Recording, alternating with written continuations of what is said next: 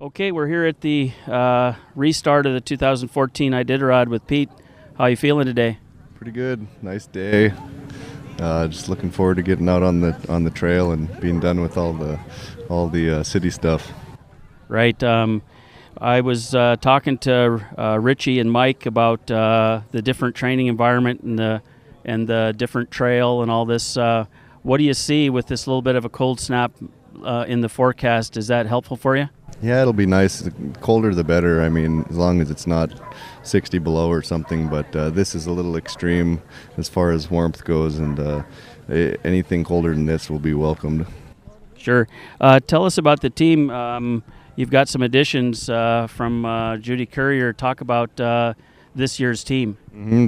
Yeah, it's a pretty young team. Kind of made a decision in the last month and a half to take a lot of young dogs and kind of groom them for next year and the years after. And it's still a really good team. I think they have a lot of potential to race competitively, but I don't know what they're capable of yet. And so it's going to take 500, 600, 700 miles into the race to see how they're holding up, and if we can race hard at the end or early. But yeah, I think we're going to have 9 or 10 2-year-olds in this team. So it's a fun group of dogs, and looking forward to driving them. Now, a lot of our fans get to know the team. Do we have some folks in the team that have been around before that you could name off? Yeah, there's Dollar has been a staple for years in my team. She's one of the main leaders. Carrie led the whole race on the 5th place Iditarod team a few years back and have raced with me a lot. So we do have some seasoned veterans in there. Hermie and Wizard, Saint, another year for him. So there's 6 or 7 really good veteran dogs mixed with some really talented young ones.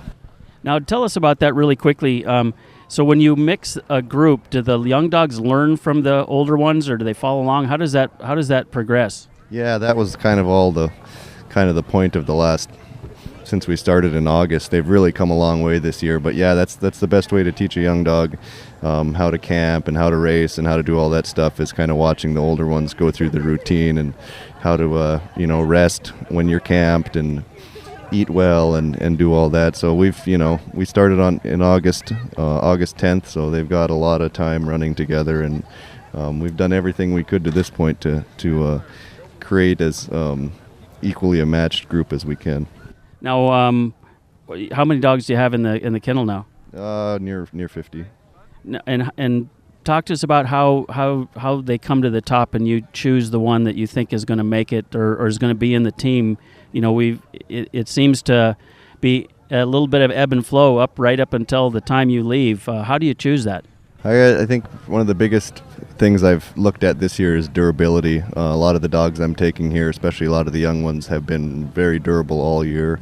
Thousands of miles of training and racing, and I've kind of, when I had to pick the last few dogs, I think it came down to who's gotten through the season with the least soreness and injuries and stuff like that, and I gonna leave the ones home that had issues, and a lot of the young ones that I'm taking, almost all the young ones that I'm taking, have gotten through the whole season without any issues health-wise. Right. And how you're holed up good, ready to rock and roll? Ready to go. Now, this may or may not be an appropriate question, but I called Bethany on the way here, and she says, "Well, I'm at the store getting an alarm clock." What's the alarm clock? Well, I use a kitchen timer for an alarm clock, like a lot of people do, and I usually lose the one I've used the previous year because I never use it until the race. So I buy a new one almost every year, and I bought one a week and a half ago, and it didn't work. I just opened it yesterday, and it didn't work exactly the way I wanted it to work, so I had her go get me a new one. So how does that work? You set the alarm timer for so many hours? Yeah, they're just real simple. Instead of setting your alarm clock to a certain time, if you want to rest for an hour and a half, you just punch in an hour and a half, and it goes off after an hour and a half. So they're simple, they're lightweight and easy. Got a little clip on them. You can clip it to your hat or your earlobe or whatever you need to do. Well, in the race there, talk to us just quickly about a day. Do you add up those hours, hour and a half here, an hour there, because you're on the run all the time? How does that rest period work for the musher? Well, I'll probably get, if I get 20 to 24 hours of sleep in the next 10 days, that'll probably be about average for what I usually get. And the thing is, the majority of that comes on your 24-hour break, and that's kind of the thing. It doesn't, if you could spread that 24 hours out over the whole race more evenly, it'd probably help you a little more. But since 12 to 16 hours are going to come during that 24-hour break, then you're basically dividing up another 8 hours or 10 hours over the other 9 days. So it's not a lot of sleep. No, and that McGrath period in Tacotna, wherever you decide, comes fairly early in the race. Yeah, I've got some options this year. I'm not sure if I'll be stopping in Tacotna to 24 this year, but I've sent out stuff to other checkpoints and may switch it up a bit this year, but I'm not sure yet. Now, the Iron Doggers really talked about a fast trail between Ruby and Caltag, and actually the road over to Unalakleet was rough. Then it gets pretty treacherous. What have you heard? Yeah, a little bit of everything, good, bad, in between.